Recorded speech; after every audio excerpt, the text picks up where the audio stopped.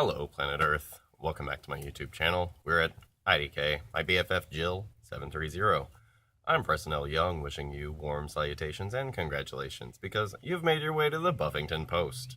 So today we're going to do another Buffyverse discussion, and I was all geared up to talk about Wolfram and Hart and the senior partners when I realized it's been a while since we actually tackled one of the other Slayers who isn't Faith. My apologies, but today we're going to remedy that. So, reach into your super gay Buffy bag, pull out a book on Star Trek, a sexy schoolgirl uniform, and some medical grade gauze, because today we're talking about Renee, the Vampire Slayer.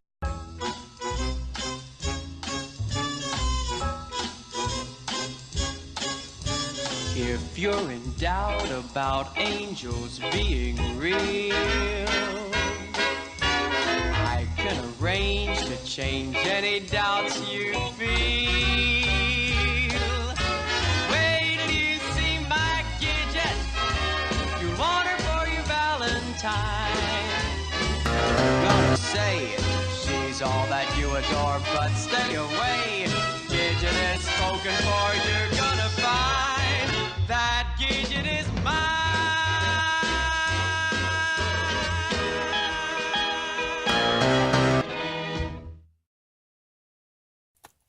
So, of course, in Season 8, we meet a lot of new Vampire Slayers, and one of them is Renee. And Renee is a really fun character who, unfortunately, as I mentioned before, doesn't live long enough for us to get to know her last name. So, we meet Renee right in issue 1 of Season 8 in Scotland, where Buffy and her crew are, and she's working with Xander in the thick of it in their high-tech headquarters base. Right? And so basically we meet Renee, and as soon as we meet her, we find that she is like very flirty with Xander, who of course has a weakness for Slayers. So Renee and Xander are kind of like very flirty. And of course, Amy shows up pretty much immediately in Season 8, and she is going to put Buffy under this crazy sleep spell, and to distract everybody else, she brings with her an army of zombies. So Renee is like out on duty, kind of like keeping watch, and she's talking to this other Slayer about how, oh, she's not got a crush on Xander, which is such a lie, right? And whatever, they look over the edge, and holy shit, here comes this army of zombies. So stuff happens, Buffy wakes up, Renee and like all of the other Slayers on base are basically trying to fight off this army of zombies, and Willow shows up and she turns all the zombies like into these gentlemanly dancing guys, but Renee had at this point already been like stabbed by one of the zombies. So whatever, Renee's okay, and she feels dumb because, you know, she was, you know, keeping watch and the zombies still got in, and Xander basically makes her feel better about herself. He was like, oh, you made a mistake, that just makes you one of us, right? So whatever, some stuff goes on, and we get to know Renee a little bit, but not extensively until we get to the Wolves at the Gate story arc. So in Wolves at the Gate, Xander and Renee are on their first, finger quotes, date, and they are, again, keeping watch outside of the castle, right? So they're talking and flirting and whatever, and they start to notice all of the wolves and bees and panthers and everything crazy and fog around the castle. And so they go in to, of course, find Buffy and get her idea on what's going on. So Renee and Xander walk in on Buffy and Satsu in bed, and whatever, Xander knows Dracula pretty well. And like I said in my Andrew video, we find out that Xander had actually gone to visit Dracula after Anya's death to kind of like have a buddy to kind of just like chill and be away from everything with for a while. And so to further investigate these vampires who appear to have Dracula-like powers, Renee accompanies Xander to Transylvania to see Dracula. And so in Transylvania, they come upon Dracula, and the thing about it is, like, Dracula and Xander have this, like, weird homoerotic subtext, but not really subtext, just, like, this weird homoerotic energy. And Renee like immediately picks up on this, and we're like right with her. It's just super weird, especially since she and Xander are kind of like dating or whatever. And of course, Dracula has Xander under his like thrall or whatever, and so Xander just kind of like does whatever Dracula says pretty much. And this provides for some neat comedy, also due to the fact that Dracula is not only an elitist, but he's also really sexist, and he like makes all of these horrible comments about Renee. And she does not like this because hello, she's a vampire slayer, she's like an empowered woman, etc. And so, yeah, Dracula calls her Xander's Moor and that she needs to stay out in the stables and all this good stuff. But Renee is like really worried about Xander because, again, it's very weird the effect that Dracula kind of has on Xander.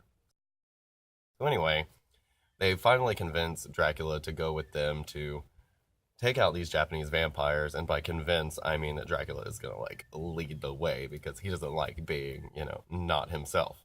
Stuff goes down, they find out that all of these vampires have like stolen Dracula's powers, etc., and they need to go to Japan.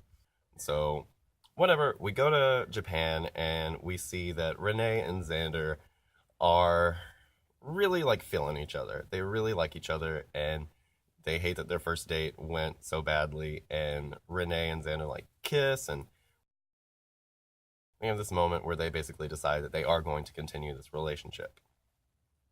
Well, they go and they're going to try and investigate these Japanese vampires further, and so Renee dresses up like a sexy schoolgirl, and they capture one of these vampires and get info out of him. So after this, they all go and try to take on these vampires before they can do this crazy McCray to make all the Slayers lose their powers, right?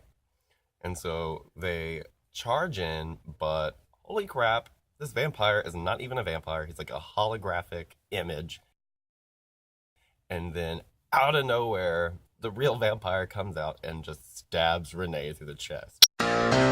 Holy shit. With Buffy's scythe. So, Renee, she is really cool. She's really sweet. She's really nice. She's sexy. I don't know what her ethnicity is. She appears to be like biracial, but she's very cute. And she and Xander were gonna like fall in love until, oops, she died. So, like I said, try not to fall in love with these Slayers because they die. And Renee was the first one that we really got to know who bit the dust hard. And it sucks because, like I said, Xander, and they were really getting along and making all these cute Nick Fury jokes about his eye patch. But whatever, Renee's gone. And the next Buffyverse discussion that you can expect to see will be on Wolfram and Hart and the elusive senior partners. So, like I said, I'm Personnel Young. You can find me on Facebook. I'm Personnel Young. I'm on Twitter at ThePWitty. And yeah, we'll catch you next time with another Buffyverse discussion. Ooh, and Buffy Season 10, number 12 will be out this coming Wednesday, so expect to see a review for that soon as well. All right, now like, comment, dislike, subscribe, and question me. Love to get some feedback from you guys. I hope you're having a great 2015 so far, and see you next time. Bye.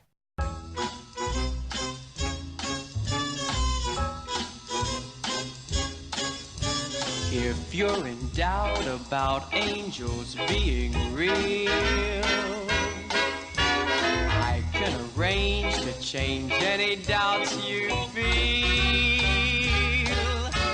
Wait till you see my Gidget. You'll want her for your Valentine. You're gonna say she's all that you adore, but stay away. Gidget is spoken for, you're gonna find that Gidget is mine.